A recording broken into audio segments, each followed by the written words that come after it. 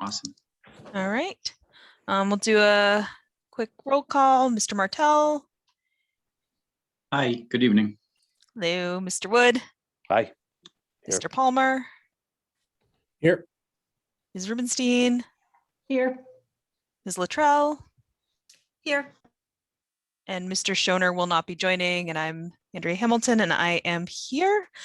So before we get started, can I get a volunteer to take the notes this week? I'll get it. Thanks, Joe. All right, awesome. Okay, so the first item on the agenda is a review of the fund request log. So I will pull that up. I'd sent around the latest copy a little bit, a couple hours ago. Let me share that.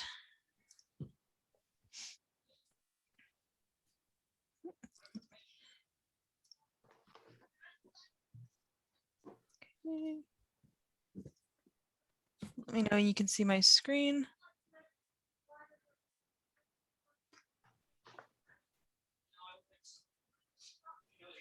You can see it now. Thank you. Awesome. Okay. So before I jump too far into it, there's a box folder that also now goes along with this that Mimi helped us to set up, where all the full proposals are going. Does everyone have access to that folder at this point? Yes. Yes. Okay. All right. Awesome. Yeah.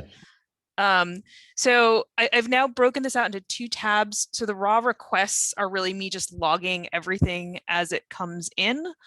So this is pretty holistic. But what I'm finding is that we have some redundancies. We have some areas where we really have someone who's just providing support for a proposal that's come in through another department. And so I've started to do a consolidated list, which really just captures the proposal that's out there. And then if there's more than one person who submitted it, that's captured. If what we have is actually really, in some cases, supported by category, that's captured over here. And I tried really hard not to abbreviate to speak for anyone. So I kind of put, so in some cases there's a general support for an activity, but maybe some nuance, like for example, with the sidewalks, I know that planning had submitted really specific areas that they wanted focused on. So I have a category that is sidewalks, but then when a group supported a specific area, I marked that in there. So I'm going to propose that we go through this because I think it'll be a lot cleaner and easier to look at than the other list. But again,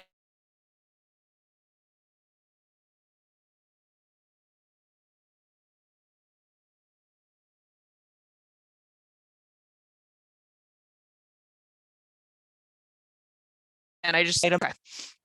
The yellows I had just highlighted as areas that I thought probably we needed to at least spend a minute or two talking about in the meeting. But again, I'll just run through everything that we have so far.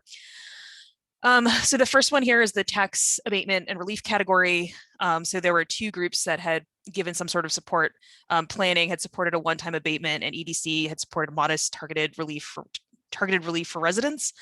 So this one goes back to what we had approved in a motion last week, the $500,000 with 400 applies to the road, 100 to other projects, with the target of limiting the tax increase to less than 5%.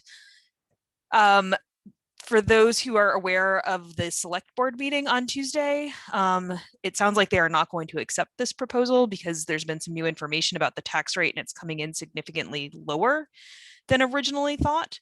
And so it's no longer, it's not 500 to get below 5. There still is some missing information to get to the final numbers. It's going to be something closer to 100,000 is what it sounds like, but there's still missing information to that final rate. So I spoke to Chelsea this morning to kind of think about like, they had put a number and they said, you know, we could come back at, it was something like, I think it was $150,000 would get us under the 5% as the number is now. But I'm really hesitant to just keep kicking out numbers at this point if it's still a moving target.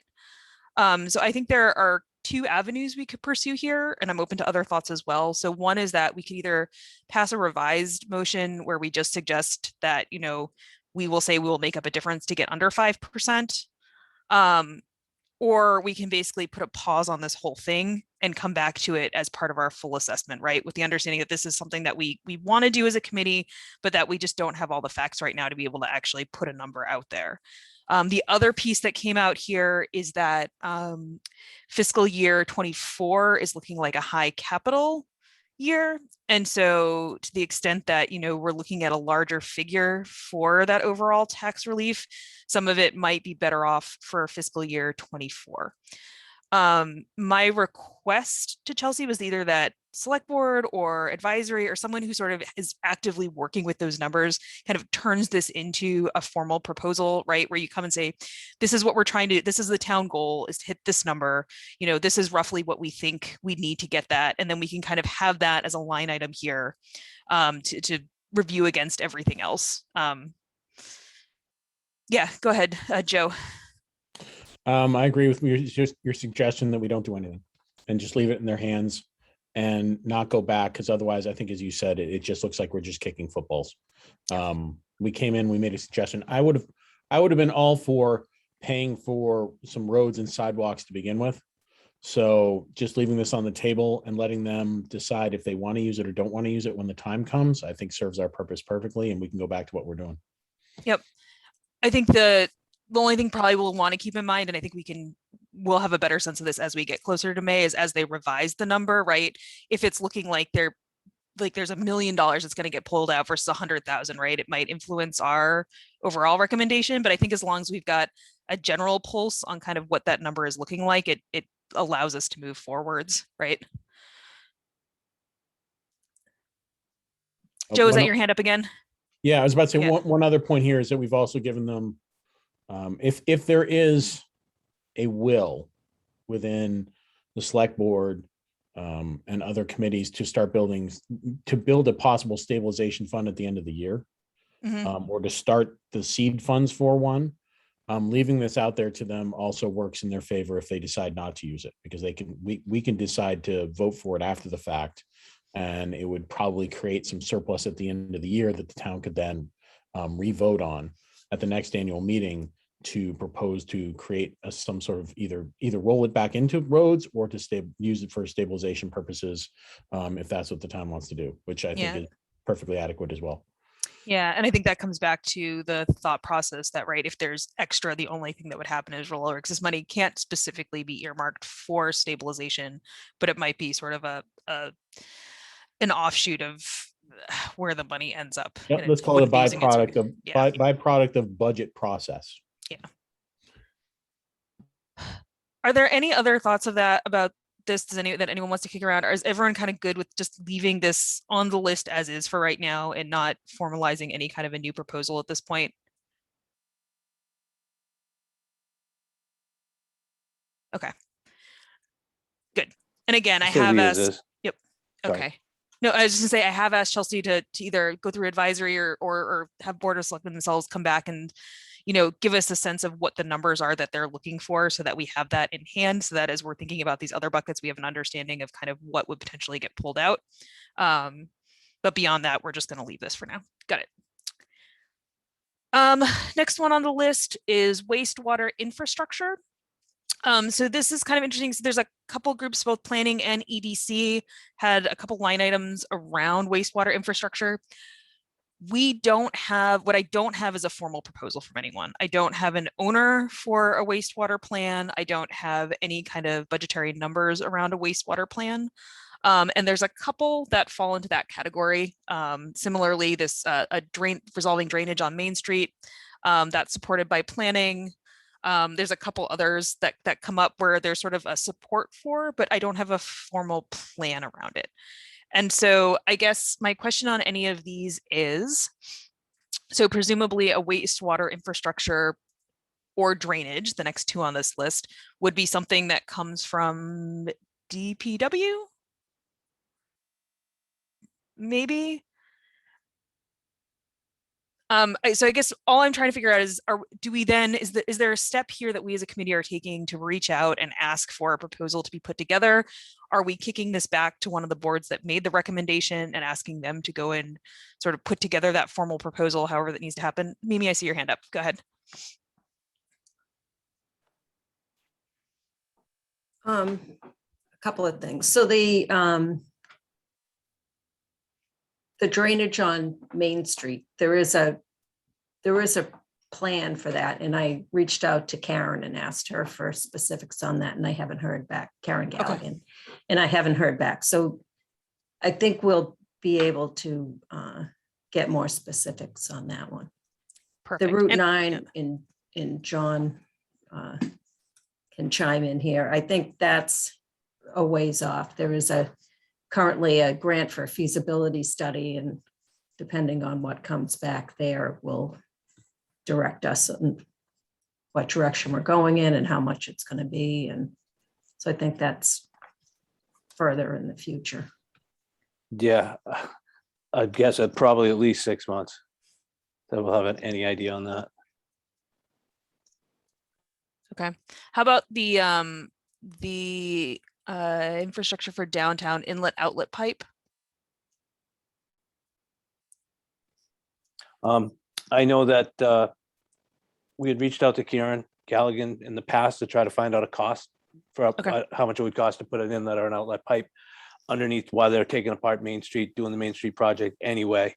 I don't know if she's gotten back or if we've heard anything, but I can have ask Marika to reach out again. Is that part of the plans that she currently has for sidewalks and drainage and all of that? I don't know if it is or isn't. I don't think it was part of it, but we had asked for it. If while they had, once they got the easements to go under the tracks, it's kind of silly not to put a couple of 10-inch pipes or whatever under there while it's already, you know what I mean? I don't think it'll be much of a cost now, but if we wound up doing it 20, 30 years down the road from now, it would be a lot more, so. Yeah. Okay. But we That have makes next sense. steps for both of these, right? To try to dig up the formal proposal that would end up going in here, right? Yeah. To the extent that we can.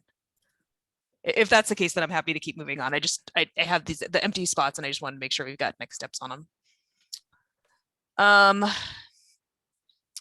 The next two, so these were requests that came in from a town resident. So one was for trash cans to be installed where sidewalks are installed, and the other was for a dog park. So again, this isn't something where I have any kind of a formal submission. I don't know that this would be something that we have spec'd out as the town before. Oh, Anne, I see your hand up. I'm wondering if we need a formal submission when we ask the public to comment and make suggestions, and they're just making a general suggestion on something they desire. It Yeah. seems a burden to ask people to write up a proposal when we ask for them to comment. I agree. So I think I would not expect it from a person, you know, in the town making a suggestion, I guess. So then my question is, so what do we do with that information, right? Are we just doing kind of fact gathering and we'd include this in the survey? And if we found overwhelming support for one of these, then that would be something that we would kick out to facilities or DPW or the appropriate group. How do we treat these when they don't have a clear kind of proposal behind them? So I agree, just a resident should be free to make a suggestion without an expectation that they're putting together like a 10-point proposal. Joe, your hand's up. Yeah, I know this is sort of an odd thing to say at this particular point, but are we a little premature in even going through these at the moment? Given that we're probably going to get more submissions and we're going to be going through a lot of these again at some point? So I think right now the only thing I want to do is identify places where I think there are still gaps. And so I want to make sure we're kind of filling those gaps. Those are the ones I have in yellow. Like the ones that aren't in yellow, I think we can move through very fast. I just meant because if we're going to yep. build an evaluation tool at, you know, at some future point, we're going to be going through and retooling all of these again. And I don't mind going through them. I think it's interesting to talk about a lot of them, but you know, I would view the outreach at the moment, the more, you know, hot burner thing to get through. And then some of these conversations we're going to be having continuously for the next 2 months. So That's are all. we comfortable then with things like this, right? Where I don't have any more data other than a suggestion that came in. All right, Tim, your hand's up. Hi, thank you. It's still my opinion that, you know, we should not be creating projects. We should be funding projects. And if you know, ideas, and this is not a suggestion box, right? It shouldn't be, because there's nobody to actualize the idea, then the idea is pointless. So I would just move on from it. I would remove it from the list myself, and I would focus on the projects that have structure behind them and that can be realized to provide value to the town once funded. So that's just my opinion. So I'm going to make the suggestion that we leave these. I would suggest we leave them on, if only for try, because if someone came back with a formal proposal, right, for something, I would want to have it logged somewhere that we saw support. But I can leave it as is, where there's no formal submission. And right now the support is coming from an individual, so that if we ever saw something that matched up against it, or as part of maybe exiting this committee when we're done, we kind of have a record of what folks have asked for. Would that, again, I don't need to belabor this. I think, Joe, you're correct that the more important thing to get to today is the survey data. But again, I just want to make sure that if there's stuff we need to be like dredging up now, we're doing it, so that when we get to evaluation, we have the appropriate data in front of us. I just Joe. had a question. I just had a question for Tim, more in the sense that, for instance, Karen Galligan did request extra money for sidewalks, and although we might wish to specify sidewalks or other things, I know that that's the type of project, at least from capital, where you know, there hasn't been a lot of money put there, but you know, she could ask for that money and effectuate a legitimate project with the money, because it's there, not just she isn't just proposing for air purposes. And I was wondering if you would agree that that's the type of thing where her request is, though not specific, is specifically dedicated, and that would be a good consideration. On the one hand, absolutely yes, right? Okay. It's pretty much a revolving account that they accrue money in it until they're ready to do a road project. So that absolutely makes sense. On the other hand, I just bear in mind that we can put money in a bucket for the sake of road maintenance. So there's no guarantee they'll do road maintenance with it, right? I do agree, although she does projects when she has the money, so she usually lets it accrue over 3 years. So usually it's, as she has said in the past, $1 million is sort of a tipping point amount of money that gives her buying power in the market. So usually after about 3 years of accumulating, it tips the scales, and there's a project that gets put into action. So you're right in that sense, but there's also that's sort of the way the money is dedicated to the roads in town on the whole, as I understand it. It is in general. It's just you once the money is appropriated or designated, whatever the proper term is for the source, you don't always have, you have no control over what happens to it once it gets into the bucket, is all I'm warning. So, right. A good example is the road budget and the St. Mark's project. So I just wanted to put that out there for people to consider. If we want to fund things non-specifically like that, just bear in mind that the end need might not match our purpose.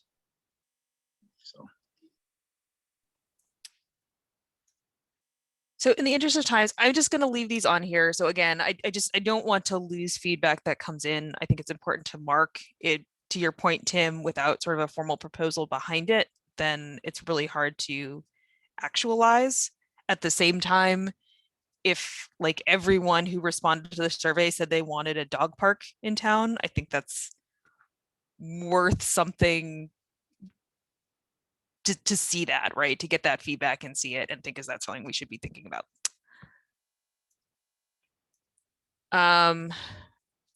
Senior center renovations came up a bunch. I think we're fine there.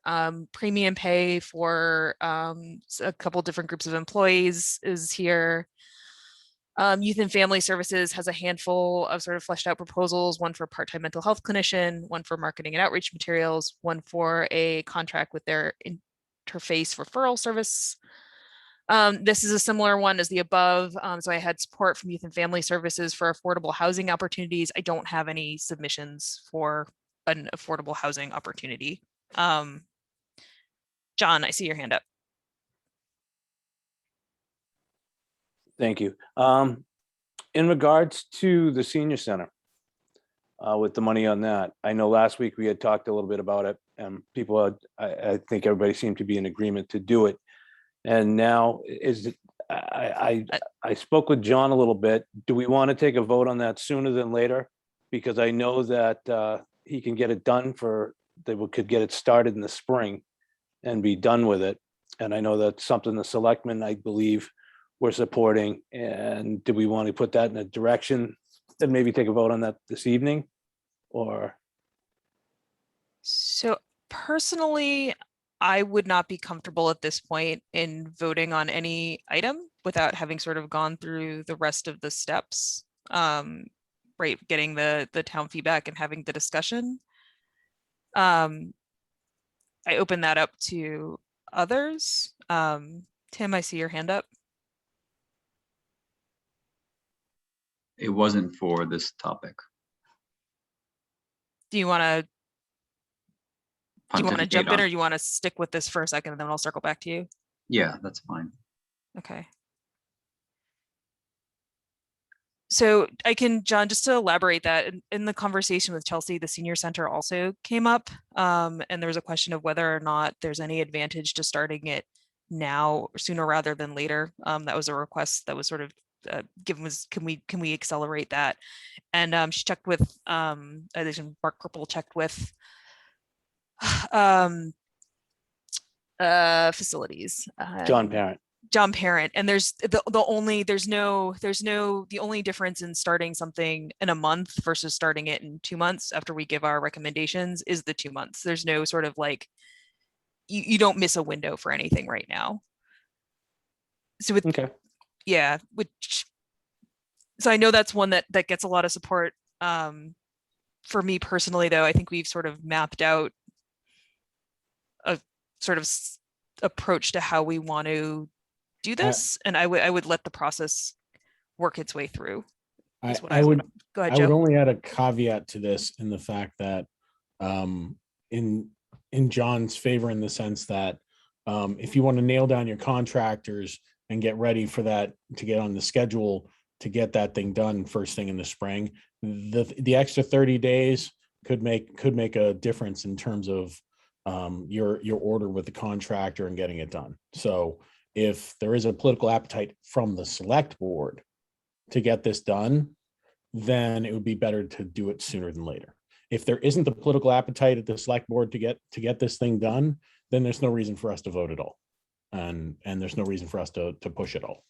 That's all I would add to the conversation. Tim, is your hand up for this, or still just waiting out for coming back? It's for row 11. Okay. Are there any other thoughts on the senior center?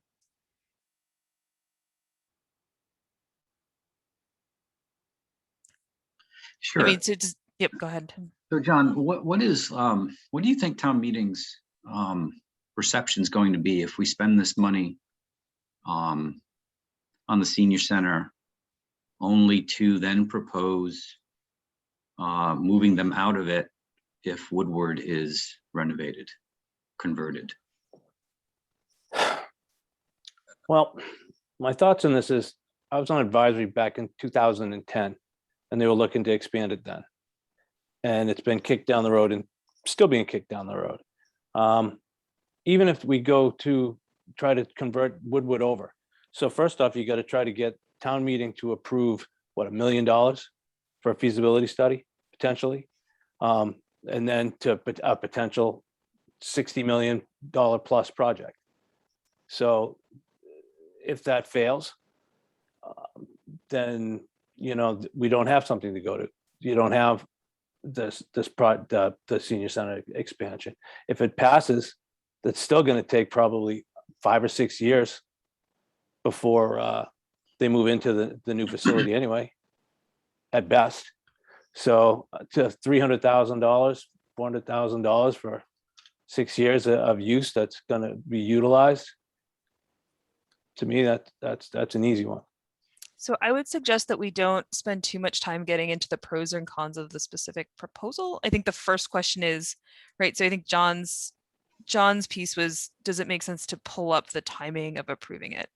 And I feel strongly that at this point we've only got sort of 2 months before our recommendation and we should play through the whole thing. I think an example is that feasibility study, right? So that's one of the things that I have on this list. And so to the extent that, whether or not we're allocating money out of ARPA for the feasibility, right? That's something that we were potentially balancing against the senior center, right? So I think there's a lot of really worthy things on this list, and I don't feel prepared yet to make value judgments against which I would want to put money to at this point, which doesn't mean that we won't fund the senior center. There's nothing about that, right? It's just, I don't feel confident in my ability to put my hand on any scale at this point. And I support that approach. I'm not ready yet to make the decisions.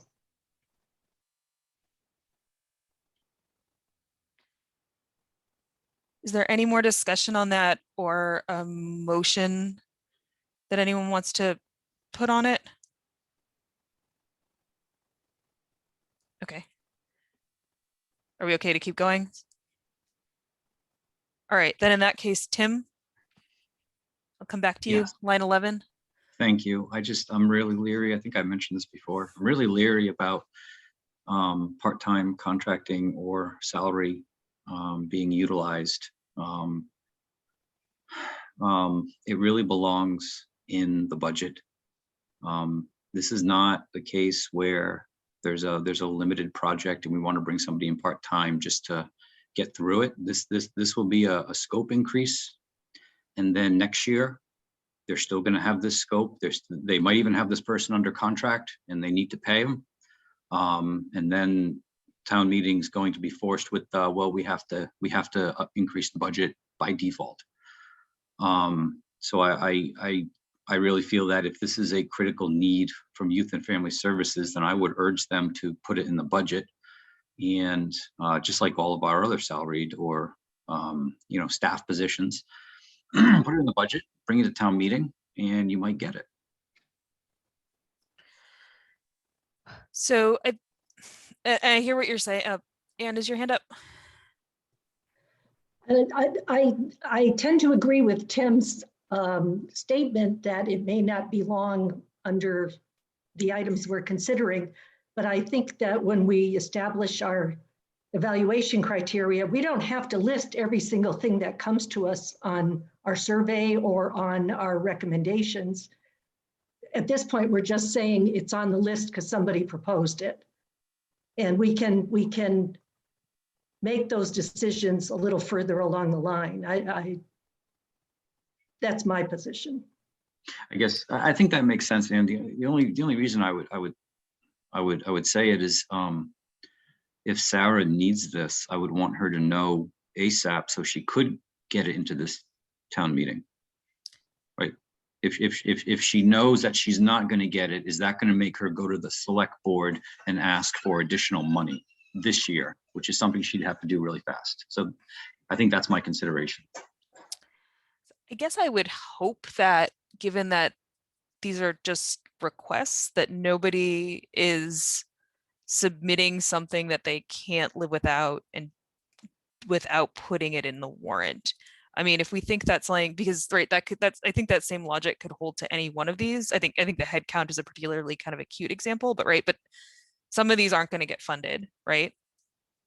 Is there anything we need to make explicit about that fact? Or do we think, I mean, again, the nature of a request is that we're asking for a proposal, not that we're saying that we're giving money to the proposal. I can buy that. I sort of agree with the consent with some of the other colleagues here. I think it would be good to send her a letter saying that we are reticent to approving this without knowing, if it's an ongoing expense that really should be in the budget instead. And in that case, we encourage her to try and put this into the warrant instead and see how that goes. And then we'll see what happens later.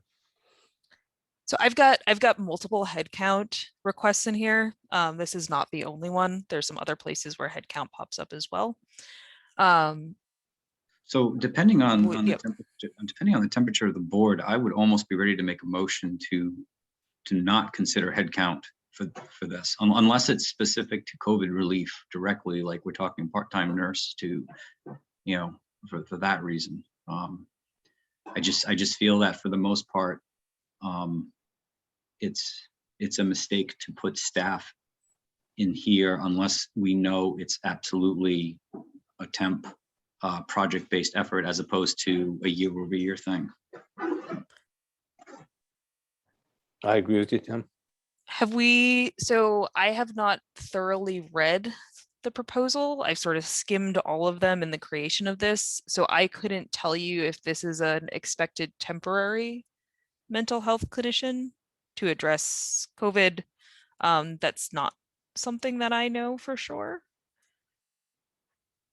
So Do we- what I can tell you, and I can't tell you anything about this particular line item, I want to be clear about that, but what I can tell you is that my time on advisory, we've seen youth and family services growing every year, every budget, because the need is so acute and only getting worse. So I would be willing to put money down that this is not a transient need here.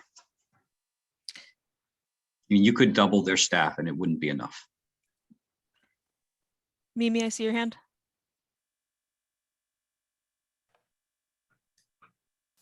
I hesitate to speak because this isn't my area of expertise, except for I think, and I agree generally that we don't want to be funding staff positions that are going to be long-term.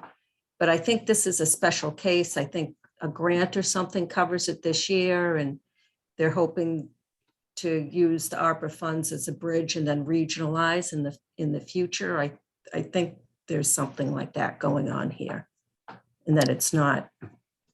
I think that's the Board of Health one. And that's a special, I was told today that that has already been approved by the select board. And so that money Oh, is okay. actually no longer under our purview. That's the $50,000 one. Which is why I hesitate to speak, because I don't Yeah, know no. what I'm But talking again, about. but that's the one that's in the back of my mind right now. And so that's why on this one, I don't know if there are also extenuating circumstances. I'm wondering if it would make sense maybe, and I hear that if someone wants to put a motion forward, that then we can absolutely discuss and vote on that. In the interest of time for this meeting, would folks find it acceptable if I just asked Melanie to maybe send an email to all the distribution lists, just giving that piece of information that we haven't, that we feel hesitant on headcount. And so if you have submitted a headcount that is critical, don't count on it or be. I think you're on the right track, Andrea. Yeah. I think telling them that we are reticent to do it. I don't want to tie our hands at this. I appreciate Tim's sentiment because I agree with what's going on. But why don't we just tell people, look, we're reticent to put anybody on the rolls that we know is going to be included in the budget.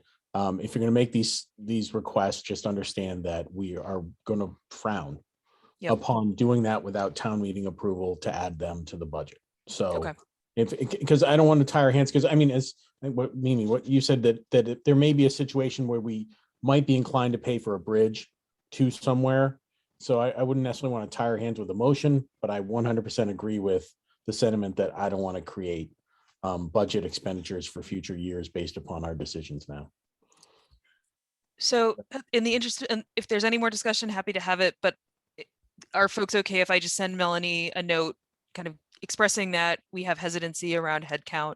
And so if you have critical headcount in your proposal, it might behoove you to move it into your budget for next year and make it part of the warrant, as opposed to trying to push it through ARPA funds, which doesn't mean it won't. And if you've got something that's on the line or has a really good explanation behind it, like the bridge, right? We're not saying no, but just folks should be cautious about using this as an avenue to expand headcount. Is that fair? Agreed. Okay, so I will do that.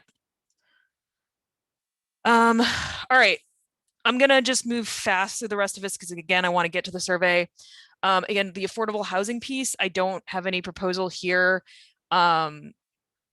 Similarly, this National Grid property downtown, John, this is something that EDC supported. I don't know if EDC can pull up any more information around cost or anything like that. This is a property buy. I think the assessed value was like 250 something $1,000 for that piece of property. Hey, John, what's So the if- intent behind that? What's that, sir? What's the intent behind the purchase? Lots of things, actually. It could be used for parking. It could be used for a park. It could be used, bought and saved for later on down the road and sold for a project that comes in.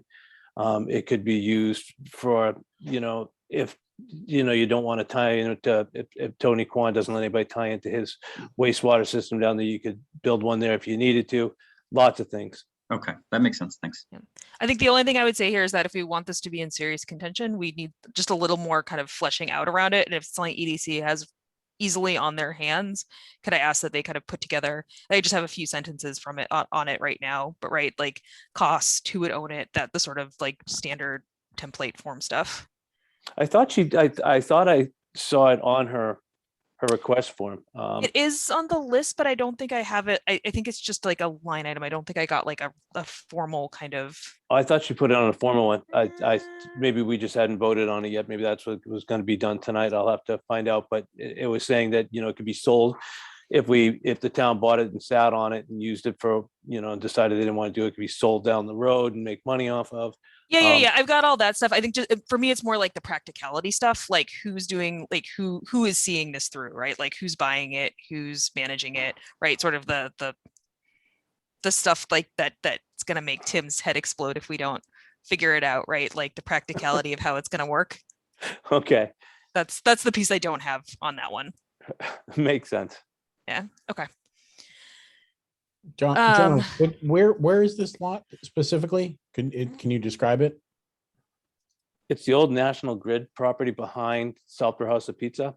Oh, okay. All right. Yeah, then I okay. It's like a couple of acres between that and the solar field, right? Not exactly sure, Okay. I think I know where it is. Thanks. but it's literally right behind the parking lot of the Yeah. Salter Yeah, there's House. a couple acres right there. Yeah. Okay. So, it could be flattened out and turned into parking. Yeah. It could be a park. It could be a lot of things. Yeah. I think all I need is sort of the logistics for how that happens. So how does that become a real project? And so if that's something EDC can easily kind of like throw together, then that solves that one. This last piece, and then again, I'm going to move over. So this is again one that I don't really have anything for. So this was an email that came in from a resident. And it kind of goes back to the more general economic support. And I know this is one we've talked about in previous meetings, is how do we kind of, if there's economic relief needed in the town, how do we get to that? And I think a couple folks are maybe doing some follow-up over the last week on this, but it was just sort of a general, it was a note from somebody who rents, doesn't own in town, to, her landlord lives out of state, and her landlord, we've talked so far about property tax relief. She doesn't see that, it goes to her landlord out of state, right?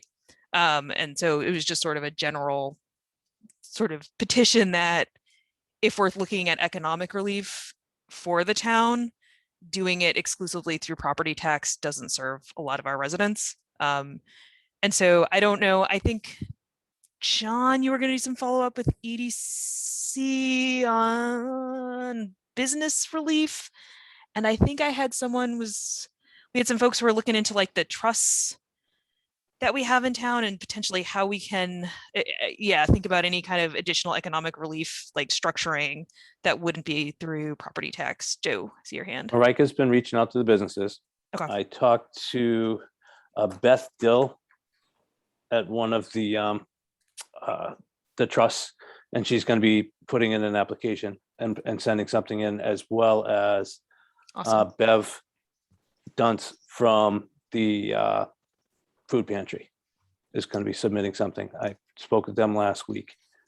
We have trust funds now that kind of already do what that resident is asking for relief. They just got to go see Brian Ballantyne and put in an application and go forth. Yeah, I guess the only question is there an additional need that isn't being served in town right I- now? Maybe I there think- isn't, but yeah, go ahead, Joe. I believe this person is 100% right. I think that when we make our final calculations as to what we're doing property tax wise, I think calculating the number of people that rent and putting a stipend aside to equalize that makes perfect sense. And I don't know how we want to address that. Maybe if we don't want to give it to the rental owners, but instead we give it to the tenants, but they are 100% right. And this person was hitting the nail on the head. Okay, so let's see what comes back from Beth, because that's the person who manages sort of some of the town trusts, right? Yeah, And then says we go food pantry, and then there's some potentially something else that'll come around businesses. Is that right, John, from Yeah. EDC? Okay. Yep. All right. So I don't think we need to talk about that anymore. I just want to make sure that we're clearly moving towards something on that. It sounds like we've got things in motion. So okay. All right. I think that is all that we really need to talk about today. You guys have this, you can peruse it at your leisure over the next week. I want to get over to the survey piece now. Before I close out on this, any other questions, thoughts, concerns? Okay, good. So with that, let me stop sharing and double check. I think surveys are next on the agenda, but let me just confirm that.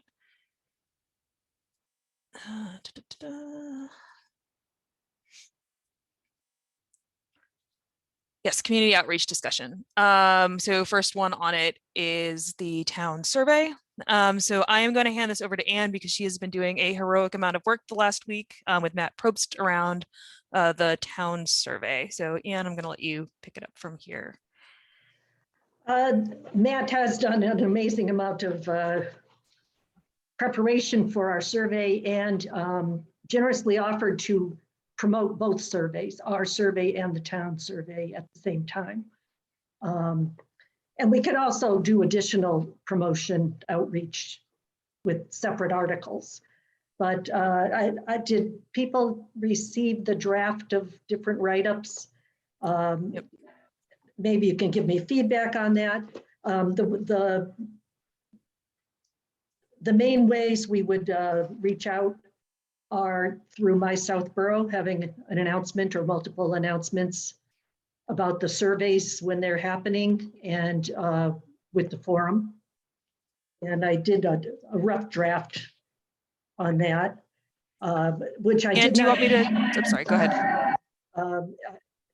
Not say both surveys in any of these, but they could say both the ARPA survey and the town survey, because as if you went to the website, you would see the practice website that it's very easy to promote both at the same time. So I'm going to pull up your language. Do we want to start? So I think we have, so there's the survey itself, and then there's the promotion for the survey. Do we want to, do we need to do something if we're going to start with the promotional material first, if we're going out of order in the agenda? Well, I think what it said was outreach discussion was the first. That's why I was talking about that. I'm happy to talk about the survey instead. Oh, did I say outreach first? I'm sorry. You're probably right.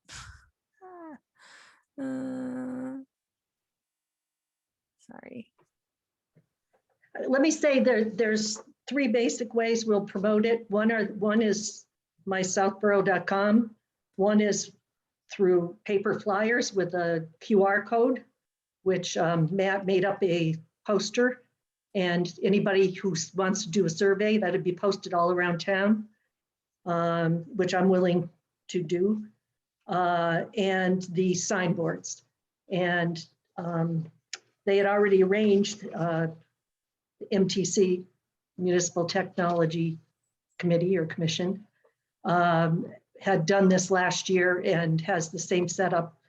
I suggested that we have different pages, one saying town survey, one saying ARPA survey, and where to get it. And I apologize, you were absolutely right. It was the discussion piece first. I saw that the survey, yeah. So, okay, I'm gonna pull up your language that you put together. I understand it's very rough. It is not the final copy. Yep. Can we add one thing to the Oh, Joe, you're muted. Sorry. Could we add one thing to the list of Ann's list of things? Could we possibly get on the town banner for the town website? There's a banner that runs on there. I don't think we have that on our list, but that would be, and we could use the flyer in whatever language, flyer language or whatever else it is, but that banner would be great to have too. That's a great idea. I didn't know we could do that. I don't know that we can. I would just like it, I but it has a will- flashing banner, so why not? I will find out about it.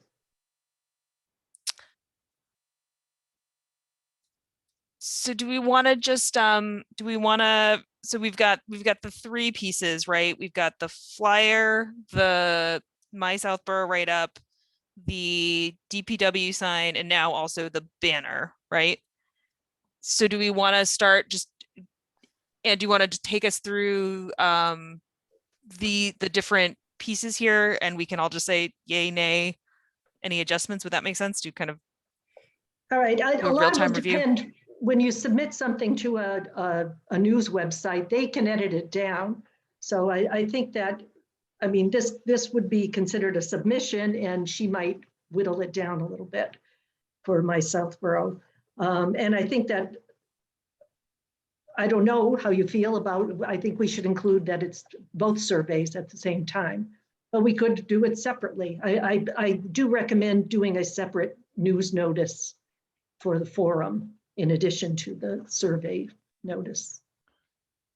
So this is, so you're, for the notice, the suggested notice, sorry, would be for, that we put this in My Southborough, right? Yes, And this is now yes. advertising for both the full town survey and the ARPA survey. At Yes, this, so where well, would, that's up to you. I mean, I can request we do it ourselves, but I mean, it is being hosted together. So if you all agree to that, we haven't really discussed that yet. I think it makes sense for them to be together if they're going out together. I don't know what other folks think. Maybe you'd like me to back up. It isn't outreach, but last week you had asked me to pursue whether they would put out the survey and how we would go about doing that. And Matt is in the audience, by the way, if we have further questions. I think he might be able to answer them more articulately than I can. We had asked if we could send this survey out on March 14th. He said that they would be willing to send both ours and the town satisfaction survey on that date. We had requested closing on March 25th. He recommended that it might be better to go a little bit longer because you get more responses. And if we didn't want to go longer, they would still run the satisfaction survey at the same time, another week, but they would just take us off the list. I don't think that makes any sense. We have a long time to do deliberations, and my recommendation would be to go the 3 weeks. So it would be the week of the 14th, the 21st, the 28th, close the 1st. So we do, our survey would be out with theirs in parallel for 3 weeks, and they would Yes. like it for it to be 3 weeks. And then, where was I on that? The starting date, the dual promotion they would like to do, and they would also do the analysis. They have some, I don't know what you call it, the data analysts who can easily, or so he explained, they are very familiar with this process, and they can give us tabulations on whatever format we decide. So that's where that is. If you agree to go with both, which I think is the easiest solution for us, otherwise it's going to be more complicated and might take us more time. And did he say how long the analysis would take? I recall it being quicker for us, right? Because if we're sort of under a separate link. I want to say, and I don't really remember, I think it was about a week. Okay. But maybe we could ask that question. Do we want to ask that of Matt if he's in the audience? Matt is chatting. He said yes, a week. Okay, so presumably we would have data by April 8th, which then in turn gives us, so I know we talked about trying to get our our recommendations in by the end of April, so that we're prior to town meeting. So that would then give us 3 weeks before 3 weeks to kind of go through those results and include them in our deliberations, right? I would propose we're not starting our deliberations at that point. We were already doing that as with the proposals we have in hand. Do folks feel like that's an appropriate timeline? So if we have the results from the survey in hand, we have kind of 3 weeks with them to incorporate into our overall requests, or the recommendations. I think it's a reasonable timeline. And I think we might even be able to access the raw data just to look at the responses even before that. Okay.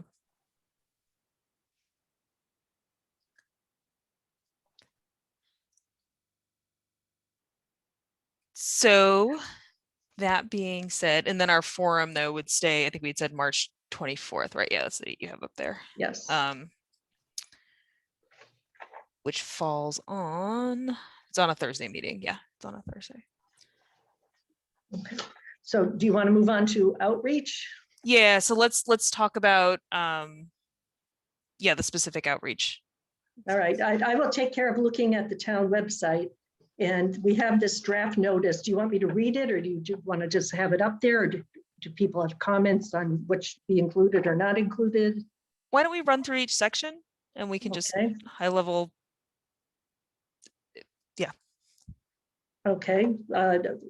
Well, the suggested notice would be for My Southborough or any other news outlet would be the Southborough ARPA Committee invites residents to comment on how to spend $3+ million allotted to the town via the American Recovery Plan Act.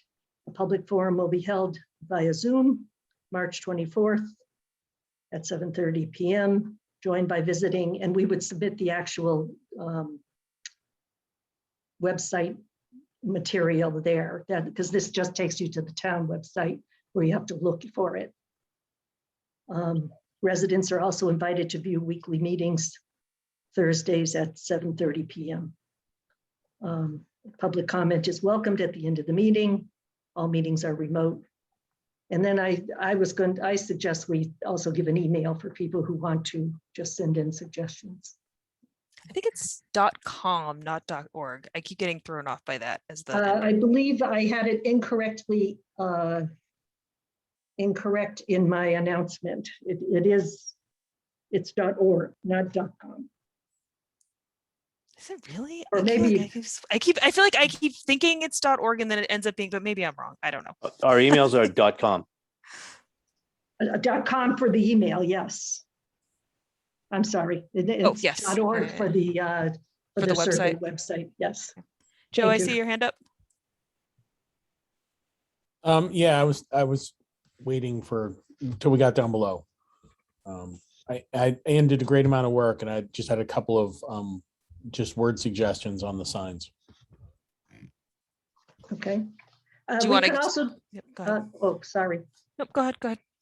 On this notice was for the forum, but we can easily convert that to be for the surveys. My question is, can we do the promotion, the outreach for both surveys at the same time? I think we can, or we can do both, separate and together. Are there any strong feelings one way or another? If you're willing, I'll just work with Matt on promoting both surveys. I'm good with that. I think if they're going to show up to people together, it makes sense to be promoted together. I think that makes it less confusing. Well, and they've done the work before, familiar with it, and are willing to help a lot. Yep. I like that. Are there any other comments on the web notification for My Southborough? So this would be,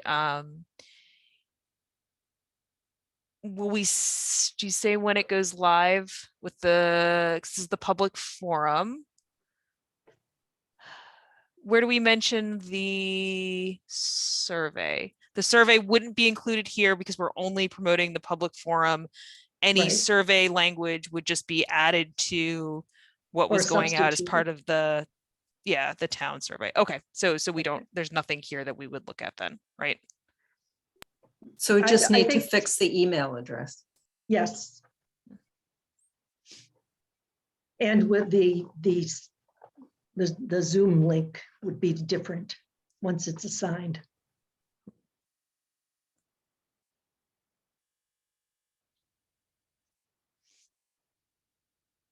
Okay.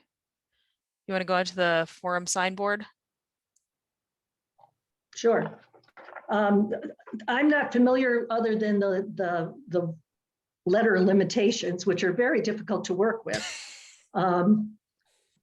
So I just drafted this, one for the forum and one for the combined survey, but I will lean on Matt, who's experienced in this, and how to organize the pages. For the forum, you get 4 lines, 9 characters a line, including spaces. And you can have several pages of those. So I drafted as a suggestion, March 24th, ARPA forum via Zoom. And we could have a second page saying something about the amount of money involved. I don't know, that was a question I had, whether you want to do that. And that could be an alternating message with the survey information. Should I figure, is there a way to fit 7:30 in anywhere? It's going to be it's very difficult. I mean, if you don't want to say Zoom, I would. You could say Zoom 7:30. And that would work. Okay. I would also recommend putting meeting above March 24th because you have 4 lines. And Okay. I totally understand. This is like old haiku practice back when we were in like 4th grade. I totally get that. That's exactly like with page 2, where it says how to spend, I would eliminate the $ and complete million. Not that what you wrote isn't clear, but I think writing the full million out really will grab more attention. Okay. But other than that, I like where you're going with both of them. Okay. Any more suggestions? I kind of like the way I like the way both of them go with, just minor corrections. People when they drive by a sign like that, it's really about catching, 2 seconds of attention because you really don't want to pull them away from the road. So it's just a matter of them being able to sort of visually imprint the information as to what they're looking at.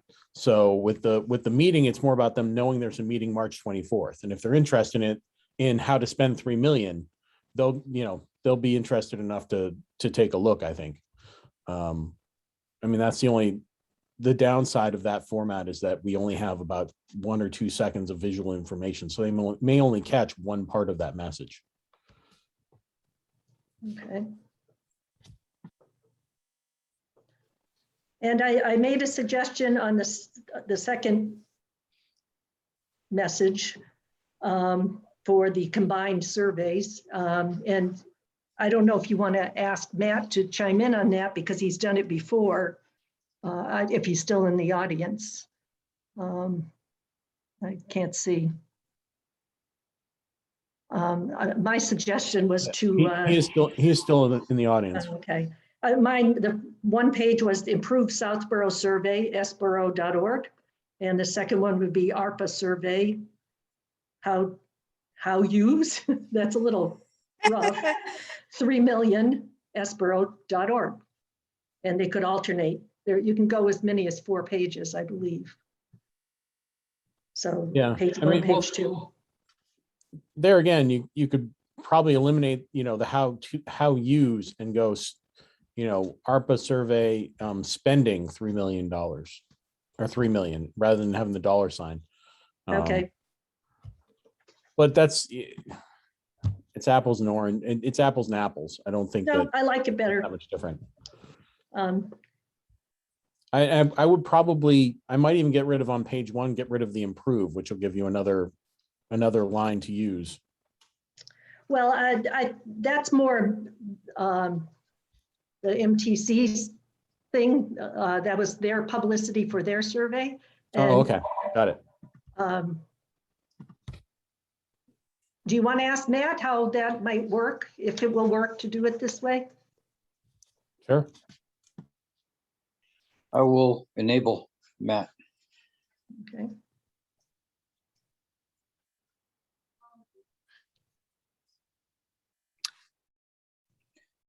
All right, Matt, you can speak now. Yeah, we're perfect. Can you hear me okay? Yes. Yes. Yeah, we're perfectly fine changing the message to accommodate and whatever you feel is best for the messaging. And southborough.org, sborough.org does promote the meeting as well. And so and completely agree with the comments that were made that we really the sign, the opportunity here is they only have a few seconds to look at it. And so, the call to action should be, if they go to sborough.org, they'll get information on the meeting and links to the surveys. So that may affect how you decide how many different pages to put on the sign. So How long are we looking at for the duration of using the sign?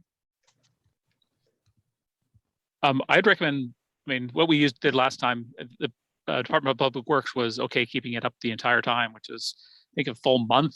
We ran the survey last time. So I think they'd be perfectly fine keeping it up for 3 weeks.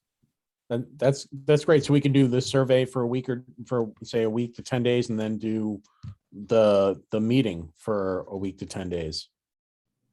That would be really sweet to break that up, because then we could do two, because the people are going to drive by it once a week, I'm sure. So, having that up to reinforce one and then the other would make a lot of sense. So start if I'm looking at the calendar, because the survey goes live the 14th, maybe advertise it the week of the 7th through the 16th, which is like the Wednesday, and then you switch over to the forum the week before the forum or something and advertise for the week in the lead up to the forum, and then you switch back or something like that. Yeah, that sounds, I like that. I like that idea a lot. You may still consider, when you're advertising the forum, still advertise sborough.org for a couple of reasons. One, it's actually easier to type in 5 letters, 6 letters, sborough.org. And right there will direct link to the meeting, so you don't have to go to remote meetings, etc. So and also for people who haven't taken the survey, they can link to it from there as well. So yeah, so we leave up the sborough.org and we just we include in the week leading up to the forum as well. Yep. And maybe you can change the message. Instead of saying go here for the survey, you can say, we're having a forum, and go to sborough.org, and people that are going to that link will get information on the forum as well as links to the surveys. It's basically a dedicated page. That's all the page has on it. Pretty simple page. It has links to the forum and the 2 surveys. Awesome. Am I incorrect? Go ahead. Yeah. I wouldn't start the information on the survey until the day the survey is live. You don't want to have it out there a week before. If you would start it on the Monday, you wouldn't prep people to That would be my expect it. You would start it suggestion. when it's actually available. Well, otherwise people will get frustrated if they go I there guess and they'll it's go not and look. there. Yeah. All right. I don't know, Sure. Matt, how much Yeah, in no, advance? I agree. I Okay. agree. Yeah, we shouldn't promote the surveys. So I can easily hide. If the goal is to use the sign to advertise the forum before the surveys go live, we can certainly hide those links on sborough.org. But from my understanding, our goal is to make the surveys go live on the 14th, which Yes. is well before the forum, right? Yes. I think we Yeah. put everything on the 14th. I agree, because I think you're right. People will just forget, or they'll try to look it up. It won't work and they'll never go back again. So I think you're right. You're right. We shouldn't start it before. I take it back. Okay. But then we go live on the 14th with the initial signs. We phase in the forum I mean, do we want to just do the forum at the same time? That's only a little over a week before the forum, or would you start the forum advertising a little bit closer? So if we're talking a 10-day difference. Yeah, it's up to you. You can decide. If it was a third page on the sign, it would just rotate all the time, wouldn't it? Yep. If we're talking on the signboard. So it could be there the whole time until the 24th. I wouldn't want the third page after that. Yep. All That right. works. Do that for the sake of simplicity so that we're not worrying about something going up later. And Joe, Okay. is it your hand? I might think about splitting it up and doing at least the first couple of days, just do the Espero. So from the 14th to the 17th or 18th, and then flipping that over again. I mean, we're talking about a road where we're likely to be seeing commuter traffic, so they'll run by it maybe at least once a week or multiple times a week. So I think I don't want to put too many panels on there, because if you're rotating the panels, people may only see one of them, and if they see the wrong one, then we're not getting one or the other served. So I would tend to simplify it and say, why don't we do the survey up front? Because that's what you're looking to get right there on the 14th. And as has been brought up, which is very poignant, which is that, people know that meeting is coming very quickly. If you advertise a meeting too early, then it's probably true that they won't necessarily focus on it the week that it's happening. So I think advertise, maybe over the weekend and then going into that week, that's a good time to advertise a meeting, but get the survey up front, because that's the information we really want before the meeting anyway. So like the survey on the 14th and go live with the forum on the 19th, which is the Yeah, something Saturday. like that. I think something like that would work for us. And then after the meeting, we can flip back to doing the survey to sort of, pick up the people that didn't quite get to it for another couple days, and then close it off. So would we suggest, because I know there was a request to leave up the Espero in some way, so maybe just pull down the page 2 Well, we could replace it with sorry, go ahead.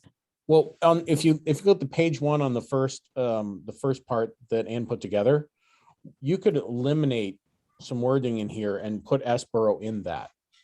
So you could say meeting March 24th, ARPA, Espero.com. Because the reality is, whether it's on Zoom or not, you could leave you could put the Zoom in place of the forum, and that would be, enough information.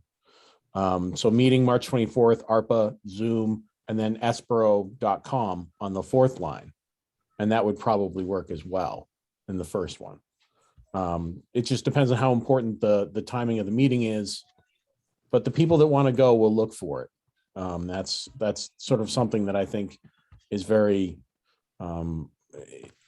people that want to go will go. People that don't want to go don't care. Okay, well, if there's no more input, would you be comfortable with me just to work out the details of who's submitting this and whatever between me and Matt? If Matt's willing and you're willing? If you're asking me, I'm perfectly comfortable with you, Ann. Me too. Yeah, I'm good with that. So Anne, I think you've got the gist and can take it and just get it out. Okay, and I will Yeah. work also on the paper flyers, and I'll Do check you want me out to the throw that town up real quickly website. too, or I'm sorry, I missed that. do you want me to pop the flyer up, or do you want to move to the Matt, that was the surveys? one that Matt did. Matt, I don't know if you're still there. I can't see Yes, that. he's got his so- hand up. Yeah, really quickly, a question about the signboard. When we did the signboard last year, it was at the transfer station. So it's pretty easy for the public works to do that. Is the goal, or is the desire here to have the signboard at the transfer station, or is it at the crossing of 85 and Main Street, or some other location? Personally, I'd like it at both. Are there 2 signs or are there only 1? I don't know. Does We can anyone? find out.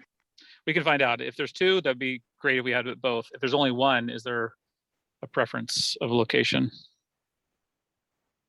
Hmm. I don't know, transfer station gets a lot of traffic. Well, we could Not also every split resident it. goes to the transfer station. Yeah, I don't go to the We- transfer station. We could also split it. I mean, the transfer station sees a lot of traffic on the weekend. Yeah, So move that it. would be I a agree.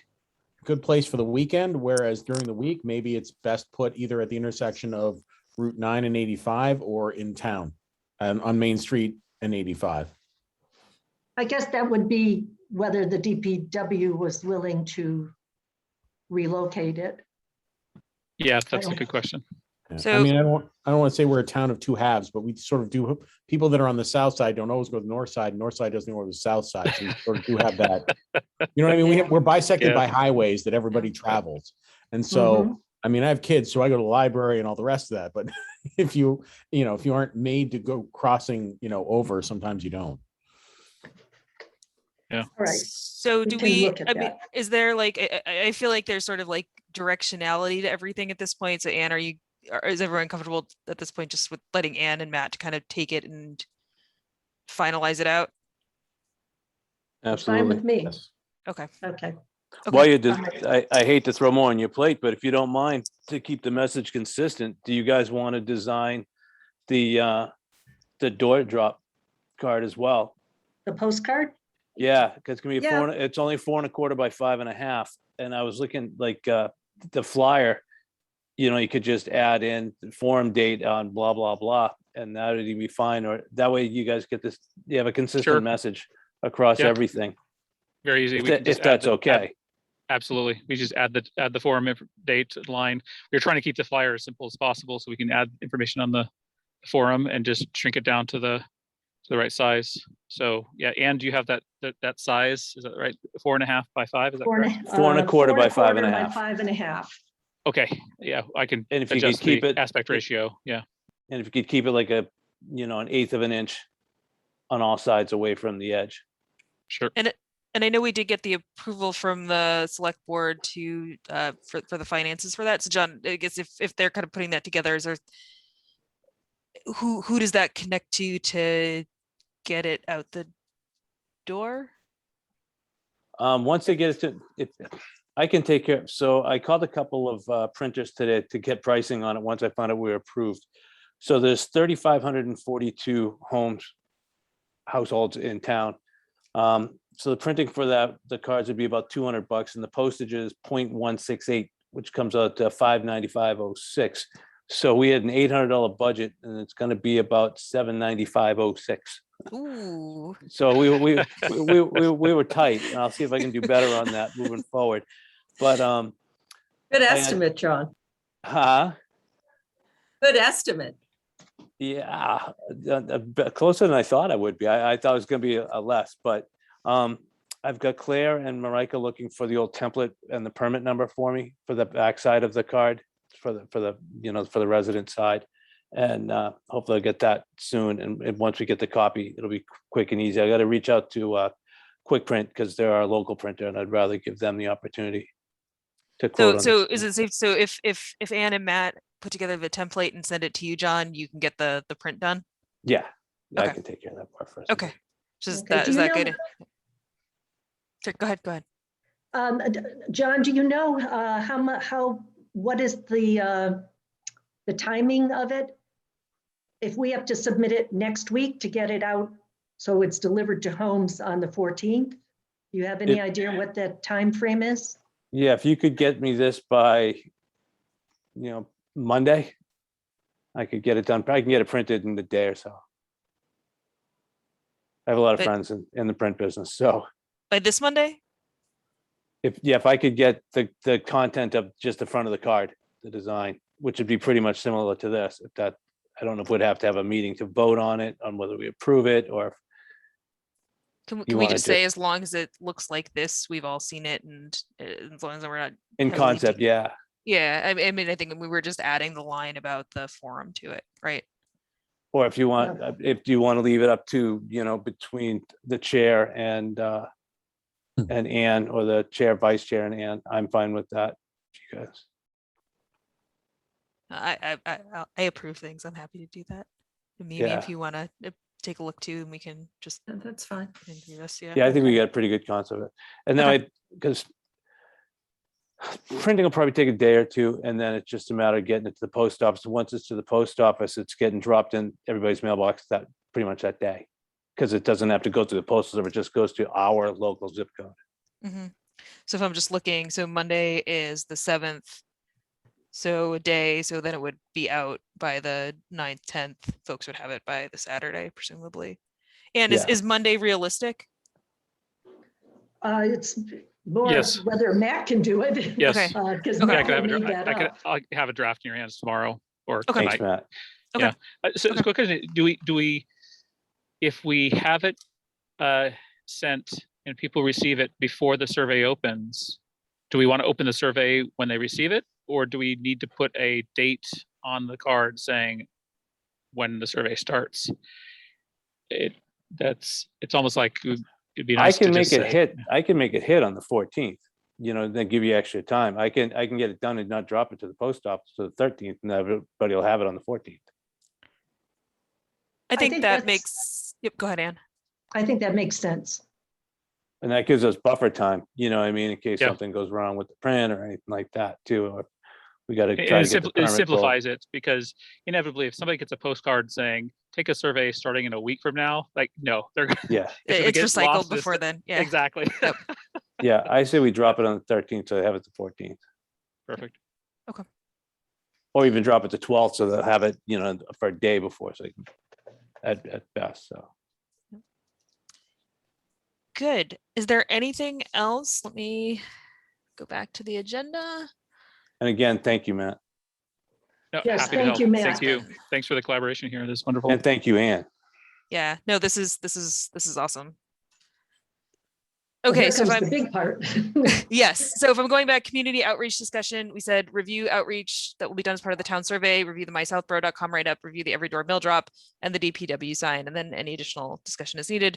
So I think we've covered all the topics there. Is there anything else anyone wants to bring up around community outreach? If not, we'll move on to the survey discussion. Okay, so I think we'll move on to survey. So just again, looking at the clock here, it's 8:45, so we've got about 45 minutes. We still have public comment and such we want to get to. So if we're looking at the time, the survey is supposed to go live March 14th. We do still have one more meeting between now and then. So maybe as we begin this conversation, in terms of timing, if we're still finalizing out what we want the survey to look like, if we finalize it next Thursday, does that give enough time for it to still go live on the 14th? If this is a two-part conversation. Yeah, sorry, go ahead, Matt. The answer, absolutely, yeah. Okay. Yeah, we can change things like the morning of the 14th. Like, it's live right now. Any changes you decide tonight, I can put those in place in a matter of minutes or later tonight. And morning the 14th, the only thing we're going to do is clear out existing responses and let it start collecting. Yeah. Okay, perfect. So then let's start the conversation. Let's have it go until about 9:15, and then we'll close out the remaining items on the agenda. I will put the survey as potentially the first thing, potentially the only thing for next Thursday, for anything we need to close out that we don't get to. So with that, I'm going to hand it also back over to Ann to start walking us through survey. Has everyone had an opportunity to look at the 3 samples that Matt made up for us? Just to review for the public, the options would be a grid with a scale of opposed through support for each option. There'd be 5 opposed. I forget what the second part of that was. Strongly support, somewhat support, neutral, somewhat opposed, strongly opposed. And they would check off whichever one. There are pros and cons to all these. The con on this one, the pro is that it's easy to fill out. The con would be that there is not a strong ranking between the different options. You don't know how strongly people feel, or how they prioritize between the different items. They could just say they support all of them, and we really wouldn't have any way to judge. The second option was a grid with you vote for your top 5 or whatever number we would choose. It's easy to score. you just choose one, how many people got how many items got a 1, 2, 3. Again, I don't know how much information that provides, but it is easy. And then the third is that you prioritize the entire list, which would be easy to score. We could get really good data from the computer scientists. The negatives are that it would require more time from the respondents. Which one are we on? We're on. Yeah, so sorry, I just pulled it up. So this is number 1, right? With the strong, with the categorization of support and oppose, right? Right, and these And are just then- examples. These are not things we decided as content. Yep. And then this is the prioritization, right? Where you can pick your top 5. Right. And then this is the full rank where you pick everything along the way. Right, and are you able to demonstrate on your screen how you would change the number? Yep. It's fairly easy, but it Yeah. does require a little more time. You have to read through the whole list and decide which one you want to put first or second. Once you number them, if you go down to it like the dog park and make that number 1 instead of the other one, and you hit the That goes away. icon on the left, it will reorder them on the screen, I believe. Oh. This one, like here? Or any of them, I There it think. goes. There it goes. Huh. So it puts them in the order you decided, I believe. Hmm. You can also drag and drop the whole lines. Says you like, and does it automatically? Oh yeah, and it changes as you go. Well, I'm bad at dragging and dropping, but in theory, yeah. So this would provide the most information on what people feel are important, and the analysts could tabulate it in a way that would give us a little more information about how people feel. And Matt might be able to explain that part more clearly, what they would analyze. Yeah, we basically have a couple of data scientist volunteers that are they're residents in town. They volunteered. They've helped us analyze previous surveys, and the proposal. I mean, this is just my idea, but certainly you have the raw data. But my proposal would be to go through basically a ranked choice voting algorithm, just like that we're seeing more and more in elections going through, where basically it basically allows us to combine all of these ranked choices together to form a sort of a master prioritization list. And that would be either option 2 or 3, right? Because this lets you do. That's correct. Yep, that's prioritization. correct. Okay. Yeah. John, I see your hand up. I was just curious, Matt, how are you guys doing the town survey? Should it be consistent if you're going to be on the same page? Or should we have it kind of the same? Yeah, great question. We're working with the capital funds, the capital planning committee, and they're going to have a separate page on the town survey. And their feedback so far is they're strongly interested in this option C, or the full ranking option. Their third page, that's their preference. And so, yeah, if this committee likes the third option, then yeah, it would definitely provide a consistency between the surveys. And people will go through this survey first, the ARPA survey first, or that's first and foremost before the other survey. But it'll give people experience. Yeah. Joe, I see your hand. Yeah, I'm really for the option B or C and especially with the rank choice. I think that provides about the type of information that we're really looking for. I would harken back, at least with this list, back to a point that Tim made, which is some of those aren't fleshed out. Are we interested in, just an opinion, or are we interested in going with opinion for firm projects that we already have, more financial information for? I don't know the answer to that myself, but I think it's worth revisiting just for a minute or two, just to make sure that we're going to include those. Because if people want a dog park, I don't have a problem with people wanting a dog park, but that does open the door to, having a discussion about, somebody fleshing out a project for it. Want me to pull back up the tracker list and we can just.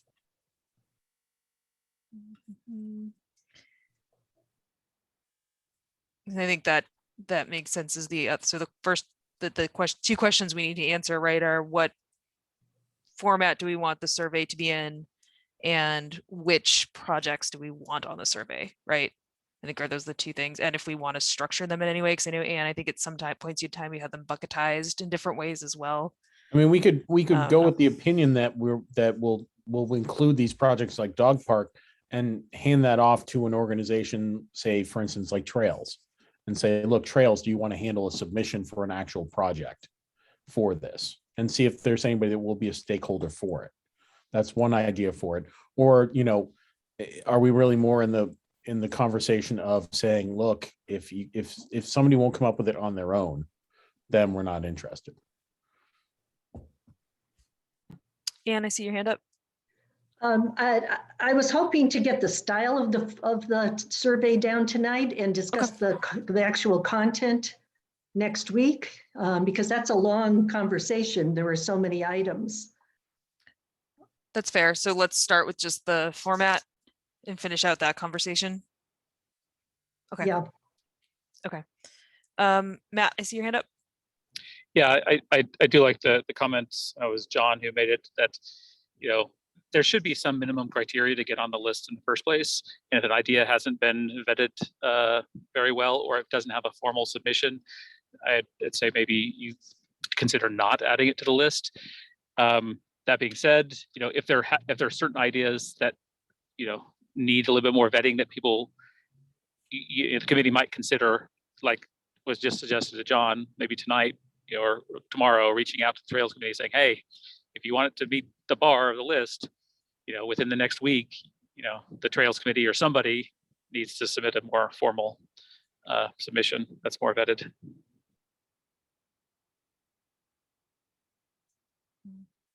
Anne, I see your hand up. I think we're struggling because we didn't develop our evaluation criteria yet. So I think maybe to your point, and there's a couple outstanding projects that I'm hoping there's a little maybe more information that comes in next week. And I think we can also potentially bucketize some things, right? Even if we don't have a formal project yet around economic relief outside of property tax, I think we can still just create that as a line, right? As something we know we're sort of attempting to pursue and see where the interest lies.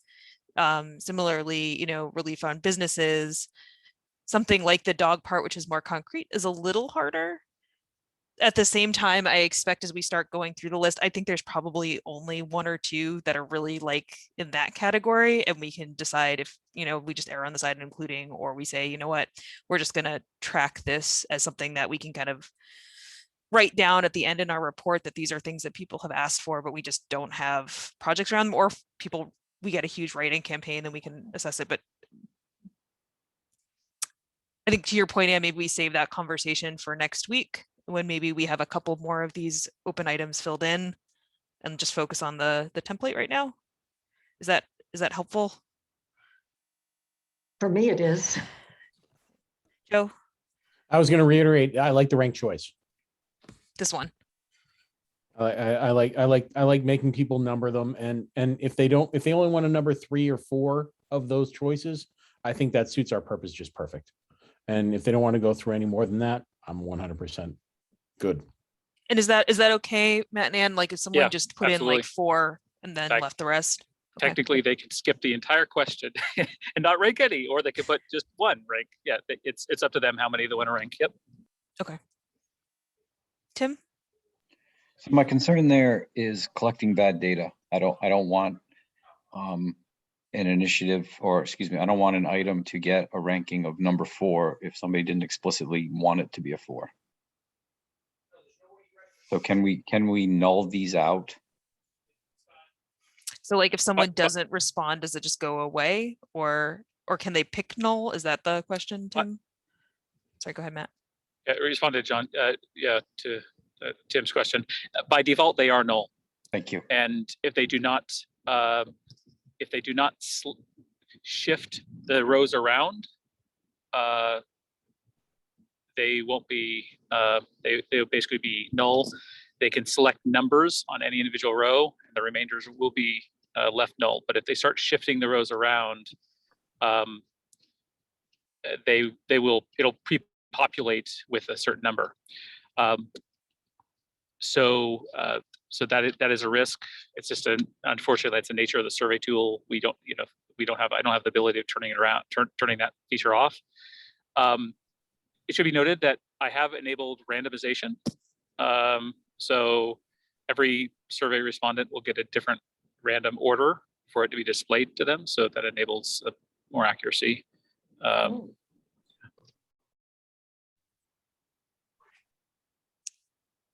like that feature because I worried about influencing people by the order. Yeah.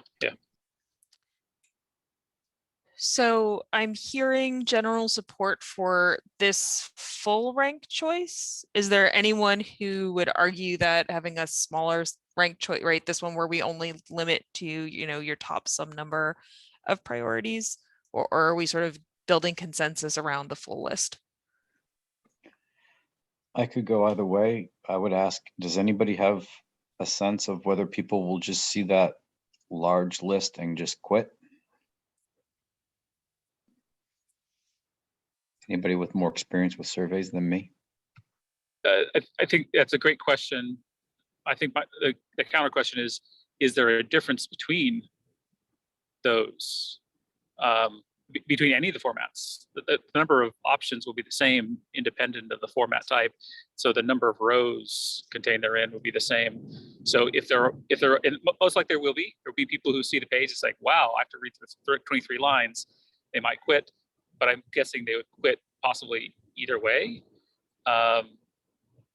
If, given the number of lines, because the number of lines isn't reduced in any way between the survey formats. Well, I think the difference is in clicking a radio button versus selecting something from a drop down. It is a different, yeah. Different user experience. Yeah, very true. Joe, I see your hand.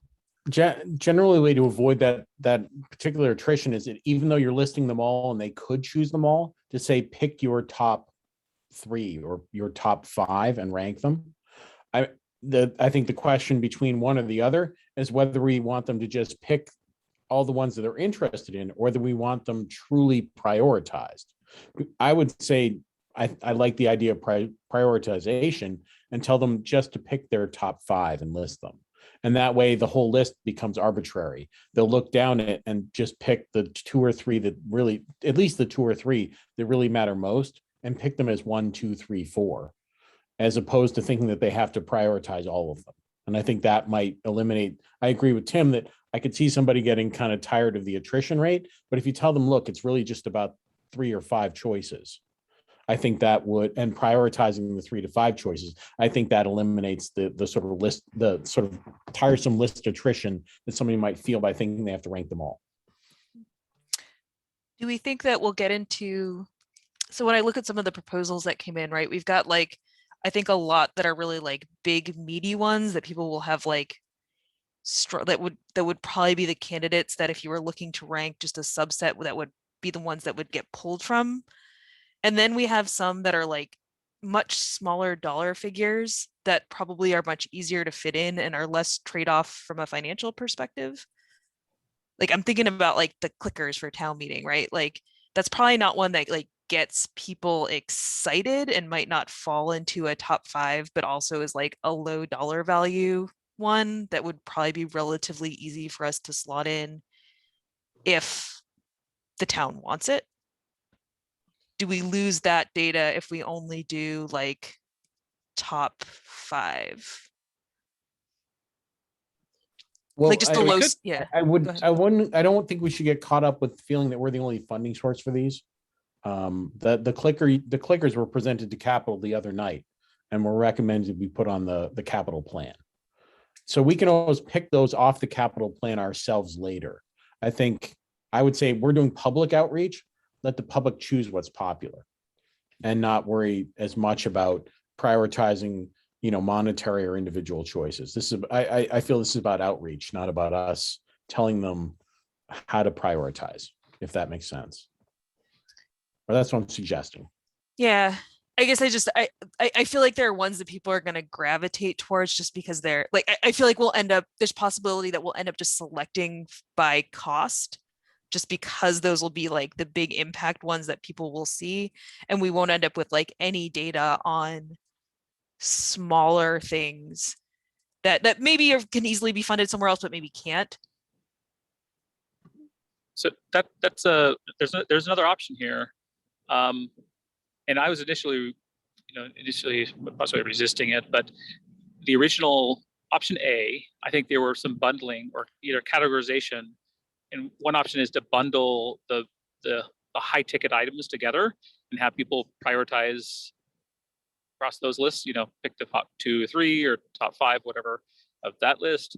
And then we can have a completely separate question, same page, but separate question of prioritize between the lower ticket items. I don't know if that helps at all solve the problem you've mentioned.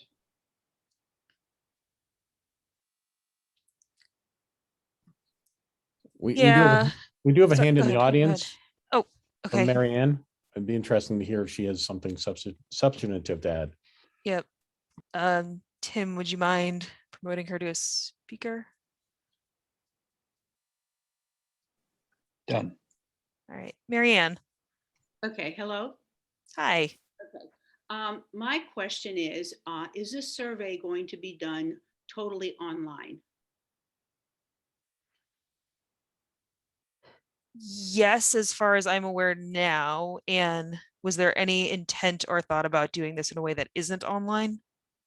Well, my concern here is that you're going to be losing a certain population. I'm going to talk about the seniors because we have a number of seniors who are really not connected to an online availability, whether or not they know how to do something like this or whether they don't even have a computer at home.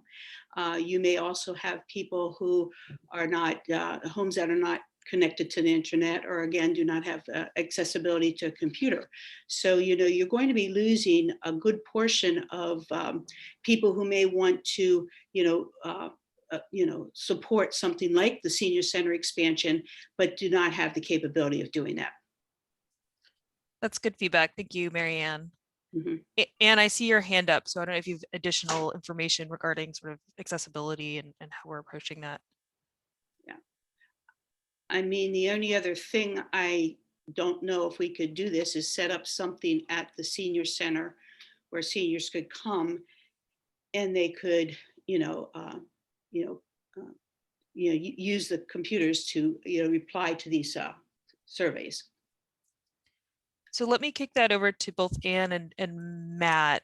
Is there any thought at this point around kind of accessibility and or paper-based or how we kind of promote this in a way that we don't miss folks? Go ahead, Matt.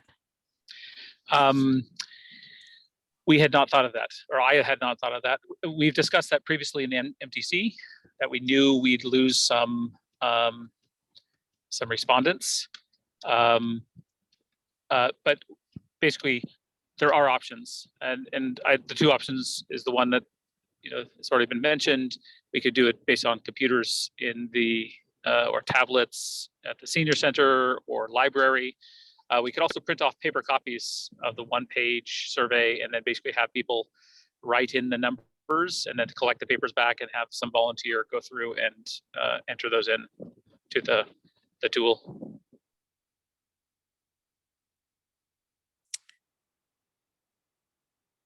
So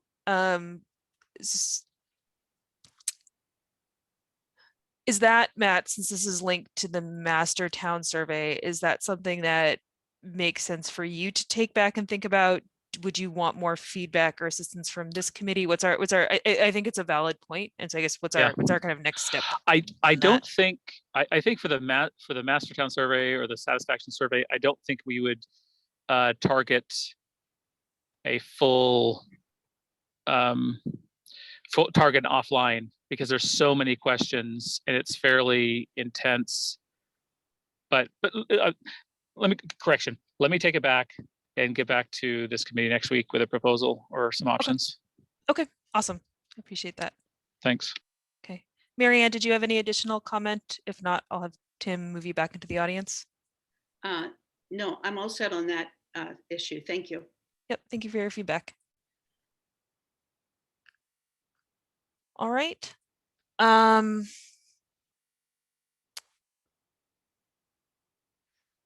So let's get back to the conversation around formatting. I think that's the decision we want to make here, and we've only got a couple minutes left. It sounds like we have, I mean, so far, it sounds like the preference is some version on this, right? Either with a subset vote, potentially with some bucketizing, but overall using this format in some way. Is that, am I reading the room right on that?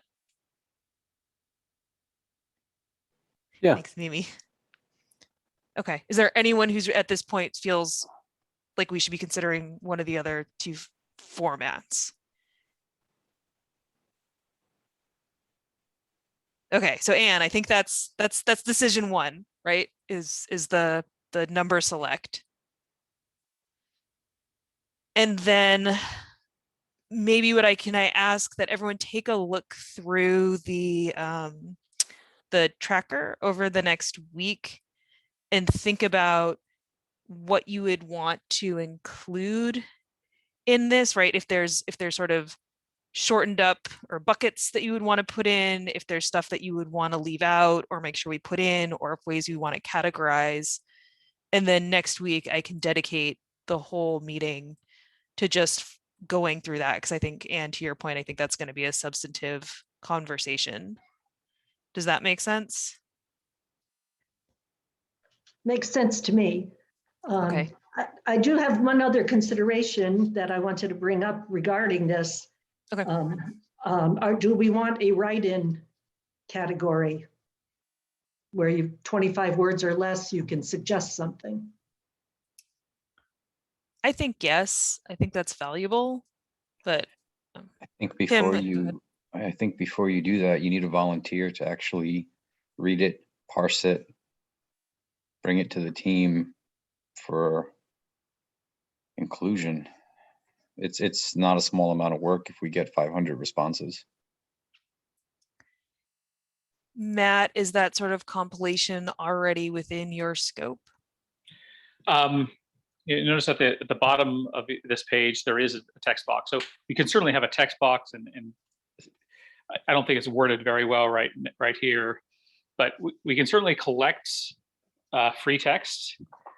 But to Tim's, I think it was Tim who mentioned it, Tim's point, we certainly have the raw data. We can certainly make it clear to somebody doing a write-in what the criteria is that they need to include in a write-up. But if you do have 500 or whatever submissions of free text, we're gonna need somebody who goes through all of those and parses them out and identifies the duplicates, etc. The data scientists, for just be Cheryl information, in our previous town surveys, we've had free text responses for how to improve various different departments.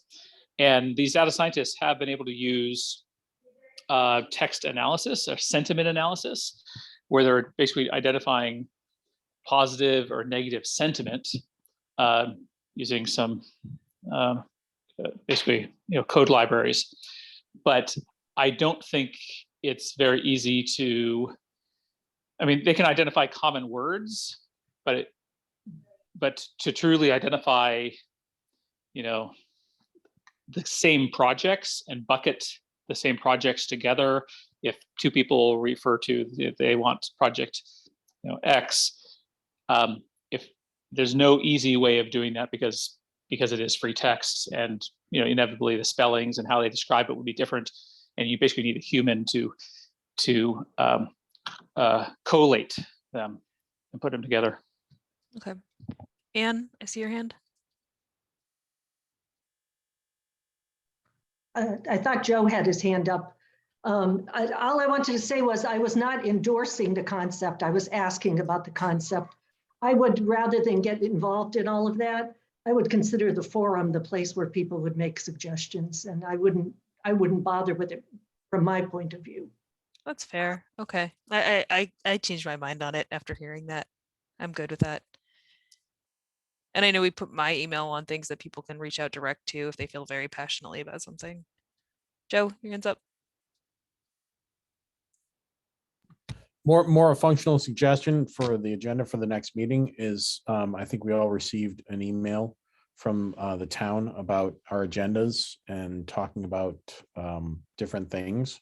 And I would suggest that for the next meeting, although we may consider this topic the primary, I would like to see the committee make a list of general topics that we discuss, and we do almost at every meeting, that will cover us for when we go into, for instance, talking about individual items on lists and things like that. So if we're talking about projects here or something there, that we're going to be covered in the public arena by having that at least as an item on our standard agendas.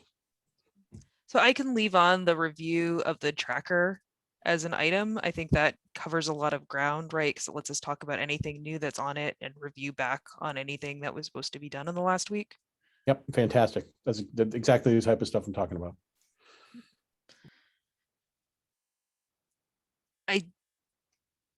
Is there anything else that anyone thinks would potentially come up next week if we cover survey?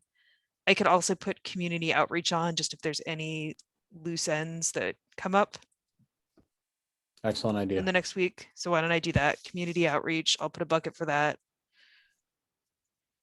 I'll put a bucket for tracker review again, but I won't take a lot of prearranged time for either of those because I do want to make sure we get the meatiness of the survey.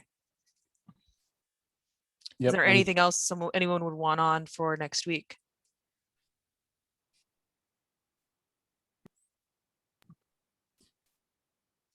Okay. So we are at 9:18. I want to knock through the administrative stuff we still have left on the agenda.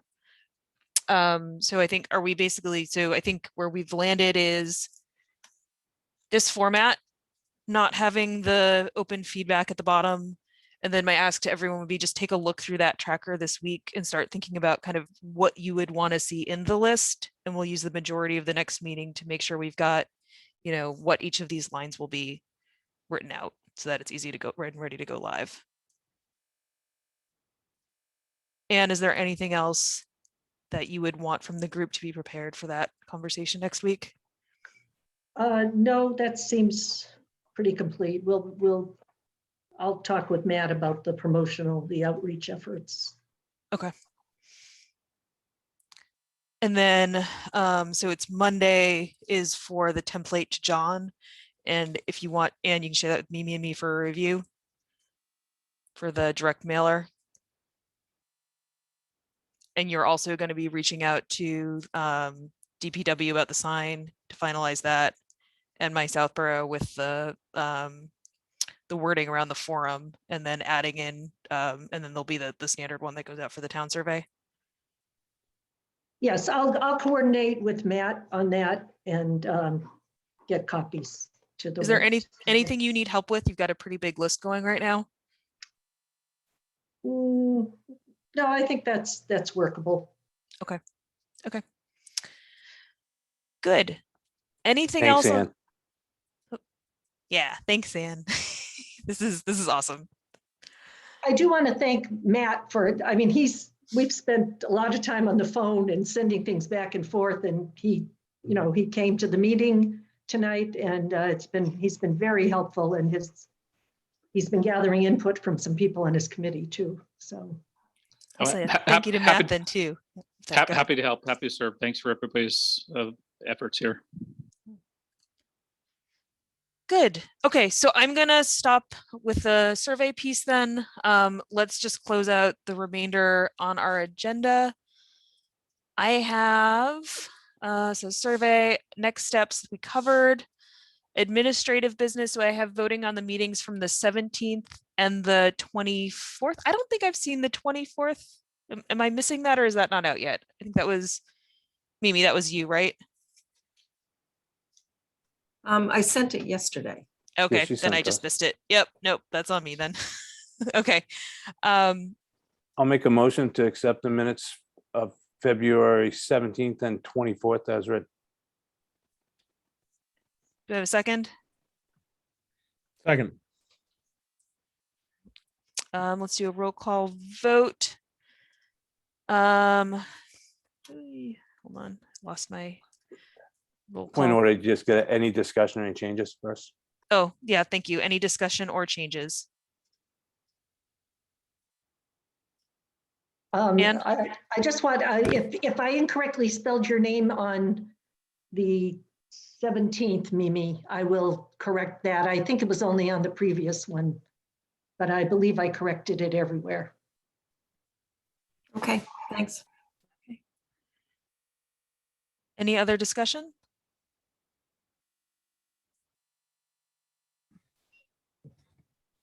Okay, then let's do a roll call vote. Mr. Martell, Aye. Ms. Rubenstein, Aye.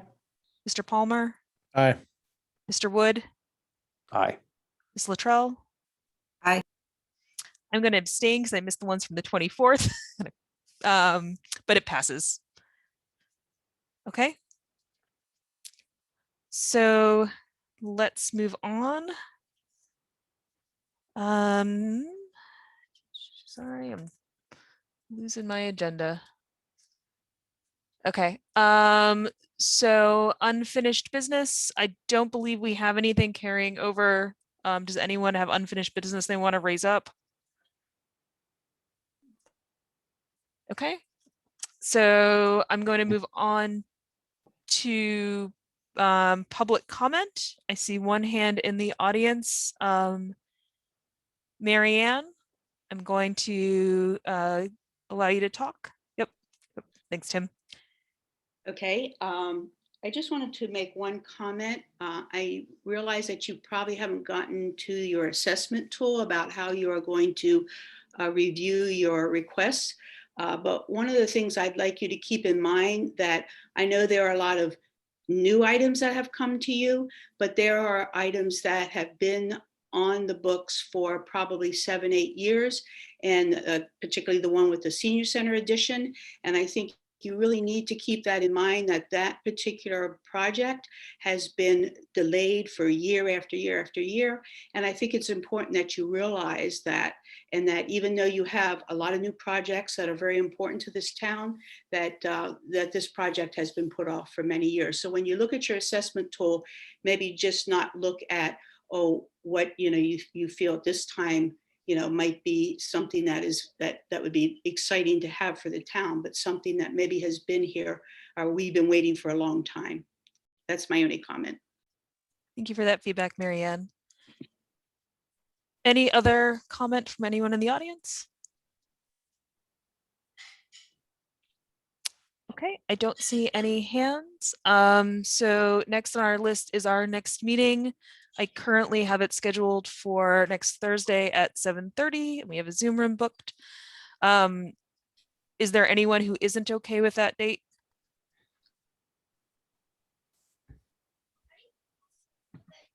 Okay, so I'm going to assume that's okay. We already talked about the agenda, so the things we'll have on it are the tracker review, discussion of the community outreach, and then the survey, and we'll spend the majority of our time talking about the survey to make sure we're ready to go live on the 14th. Okay, that's everything I have on the agenda. Oh, Anne, I see your hand. Do you want to list discussion of evaluation tool on every agenda. That's fair. Yep. Because that's one that's outstanding. Let me put that one on. If we don't get to it, we don't get to it. But if we have time.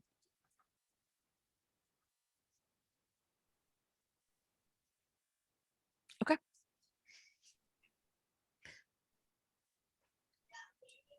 Anything else for next meeting? Okay. With that, do I have a motion to adjourn? Motion to adjourn.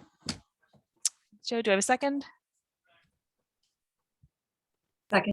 Oh, thanks, Mimi. All right, we'll do a roll call vote. Mr. Martell, Aye. Ms. Rubenstein, Aye. Mr. Palmer, Aye. Mr. Wood, Aye. Ms. Luttrell, Aye. and I will vote aye. Motion carries, and we are adjourned at 9:26. Thanks for all the work. All right, Thank thanks you, everyone. everybody. Great work. We'll talk Joanne. next you. week. Thanks again, Matt. All right, bye all. Bye, buddy.